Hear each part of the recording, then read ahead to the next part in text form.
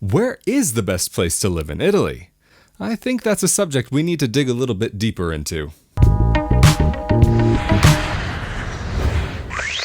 Hey, what's up? I'm Rafael di Furia, aka Rafi D is me, and I am back at it again on another beautiful Friday night. And a beautiful Friday night it is indeed.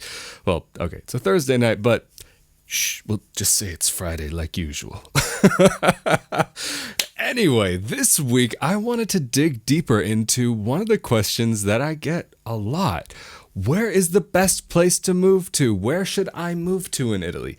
These are some questions that people send me quite often. Sometimes I get them down in the comment section below, or sometimes I get them over private message. And some of you know that where I live in Italy, I'm very happy here. I do really love it here. I've posted about this on Facebook. And I briefly mentioned in a video not too long ago that if I were to do it again, maybe I would have chosen a different part of Italy. And there are places that I'm looking into, and that there are some places that I kind of have on a list. But I don't think it's necessarily the location itself which is the most important factor when deciding where you want to move to. Where is the best place to move to? Because it's all relative. Just like if you're going to be doing Iure Sanguinis, whether you should apply in Italy or in your country, or like another subject we've spoken about before, doing Iure Sanguinis DIY versus doing it with a service provider. Everything depends on your own personal situation. If you're retired, of course, you will have a lot more flexibility than a lot of other people might have, though. And I think this is a video that might become a mini series of videos, or it might become a two-part video.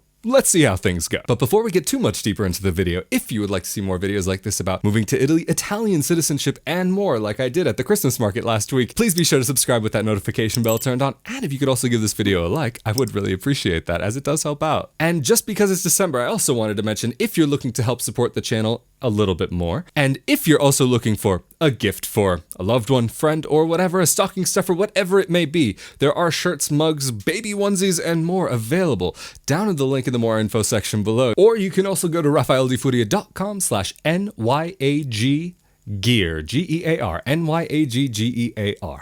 That's how you spell it. Yeah, that's how you spell it. In this video, though, I'm going to focus on what some of my decisions were in choosing where I live currently. And in another video, maybe I'll focus on what I'm thinking about for the next place that I might be interested in living in Italy. I still haven't made my final decision yet. There's still a lot of research I want to do. I'm the type of person that I do too much research before I really make any big decisions. I like to have as much information as possible. So for those of you who don't know, I live in the region of Alto Adige, otherwise known as Südtirol, in a small city called Merano or Meran. The reason why this area has two names for a lot of places, and sometimes even three, is because there is a large percentage of people who are from this region that are native German speakers rather than native Italian speakers, and they kind of learn Italian as a second language. So these people ended up becoming a part of the larger nation around them. But this is a subject for another video. But some of the things that I was taking into consideration, which I think is very important, especially for people that are starting their lives out again, who are starting from scratch, who do need to work and also want to enjoy life a little bit. So I needed to look for a place that could potentially be supporting the type of business that I used to have, but also far out enough to where it wasn't like a loud, hustling and bustling city. A lot of my clients previously had been startups, NGOs, nonprofits, smaller businesses. So I was looking for an area that had a healthy startup community and a lot of businesses. And also, even though this was Italy that we're talking about, and Italy does have a high unemployment rate, I was looking for a part of Italy that maybe was a little bit more financially stable. One place I had considered was where my family is from in the south, but unfortunately, for me to be able to consider that area at this point in time, it wouldn't really seem to be the best choice for me to be able to recreate a new business here eventually. It's very far out. It's a small city on top of a mountain, and I thought that I needed to be closer to at least a few cities within not so long on the train. After a lot of research, I happened to find that in Bolzano, that there was supposed to be a pretty healthy startup community there, along with Alto Adige having not only the lowest unemployment in Italy, but it actually may have the lowest unemployment rate in all of Europe. It's something ridiculously low, like somewhere between 1 and 3%. So I was thinking, well, this is sounding like an area that might have potential. But unfortunately, there are things sometimes where you need the experience on the ground, which is why in a past video I mentioned that if you can do a pilot trip, it's the best thing possible. Financially, at that point in time, it wasn't so possible for me. I happened to know quite a few people who had been to this area, and based on my own research, I felt comfortable enough to take the leap and try it, because everything I had found seemed good enough. Also, at the very beginning when arriving here, I wasn't too concerned about being able to get right back into video because I thought it might be a good idea to take a year and just maybe teach English and kind of relax as much as possible, because teaching English and working in production, they're a bit different. And I knew that there were a lot of language schools in this area, so I thought this could be an interesting place to try and land, at least at the beginning. If it works there, great. If not, too bad. I'm here now, and one way or the other, I'm gonna make it work. There's no other option. I mean, okay, there's always other options, but like, I'm not giving myself those other options.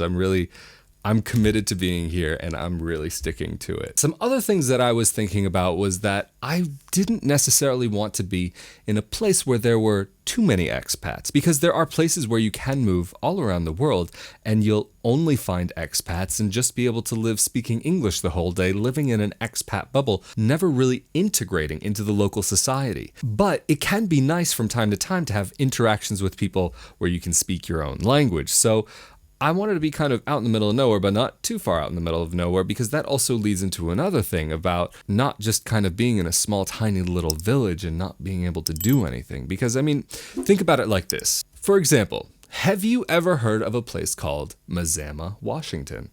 A very small little town with a very small population and not that many stores there. And so there are places like this, that there are these small little towns here in Italy that even Italians have never heard of before, where it's a very small population, maybe with one street that you can drive on or maybe just walk through, and there's 1 or 2 stores, maybe a post office, maybe. So I knew I didn't want to be in a place that was absolutely tiny with really nothing there. I mean, and because I am in my 20s, I want to make sure that I can have a little bit of fun. I'm the type of person that enjoys being at home very much, but to be able to go out and have a coffee, tea, whatever, a decent burger is never a bad choice. And I know there are going to be people that say, but you live in Italy, why would you eat a burger? After almost 10 years of living abroad, trust me, there are things that you will eventually start really missing. I may be a strict pizzatarian, but a good burger is something I'm willing to cheat on that diet with. So to be able to find some of these, I guess, international foods, you might need to be in a little bit of a larger area to be able to find maybe a little bit more variety in what's available. For me, also another consideration was that I enjoy cool weather. Wintertime is probably my favorite time of year, fall being a very close second. So that was for sure another reason why northern Italy was a bit more attractive to me. For me, being near the ocean was not on my priority list, but I wanted to have mountains, lakes, rivers, greenery, lots of fresh air around, and that's something that in Alto Adige, there's an abundance of. So for me, with everything that was on my checklist, this region is what made the most sense for me, based on my research and what I had seen and heard from my own experience and the experience of others. And there are many different factors that you need to take into account. There are some factors that I should have taken into account, which I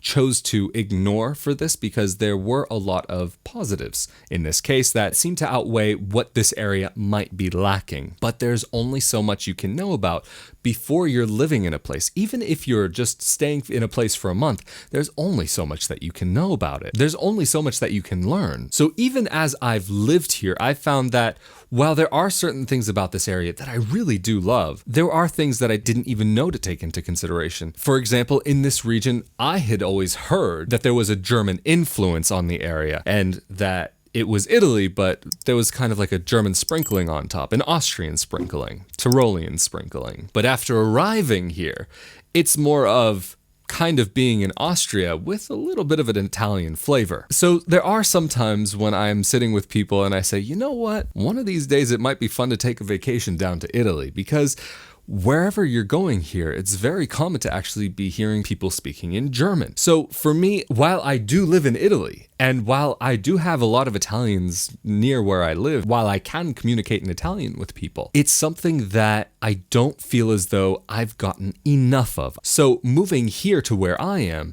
it's been necessary to learn not only Italian, but German, and not only German, but a dialect of German, a very old dialect of German, which is extremely difficult.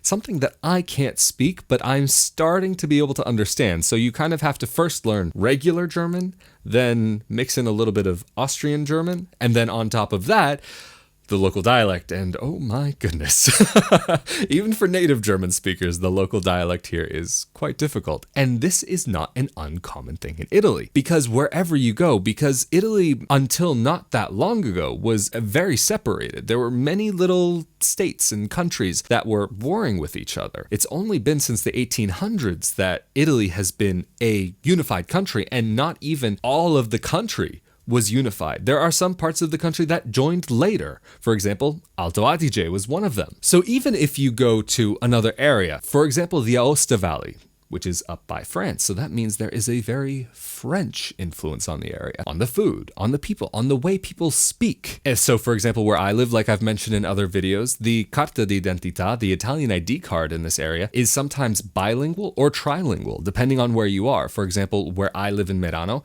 on the Italian ID card, it's actually in German and Italian, whereas if you maybe go to the Aosta Valley, it might be in French and Italian. There are all of these different pockets of different places that have these different influences on them. Even within Italy, forget going up to the borders. You could go to another place like Sicily, for example, where they have the Sicilian dialect. Forget dialect, it's pretty much its own language. It may have certain sounds that are similar to Italian, but it could be called its own language. Or even inside the country itself, there are local dialects, like what they speak in Campania, where my family is from, the Neapolitan dialect. One thing is actually, though, my family, even though we may be from Campania, we are not Napoletano. My grandfather, this was something my grandfather was quite particular about. You'd say, Napoletano. He's like, no. He would actually take a little bit of offense to that. We were from a little bit of a different area, not so far away, but for him it was, there's a big difference between us and them. So even that is something that exists. Even when you're talking about the distance of an hour or 2 hours away between some locations, there is also a different sense of pride in their area. I mean, this is of course something that exists all over the world. Like for example, in the US, people from New York are proud New Yorkers. People from Texas are proud Texans. These sorts of identities and senses of pride are very alive and well in Italy and thrive. And people, even in just neighborhoods, will be very proud of their neighborhood specifically. And this is something that is going back to the Roman times, where different neighborhoods and parts of cities would actually compete each other in games. Again, this is going a little bit off topic, but it's another part of something to take into consideration. What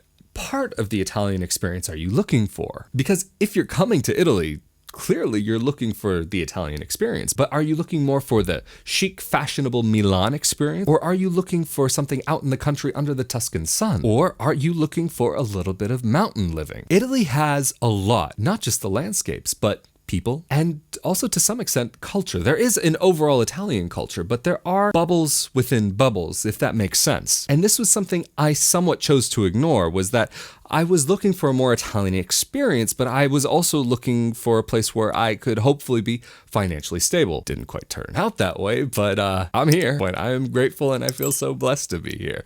I mean, the area itself, I absolutely do love.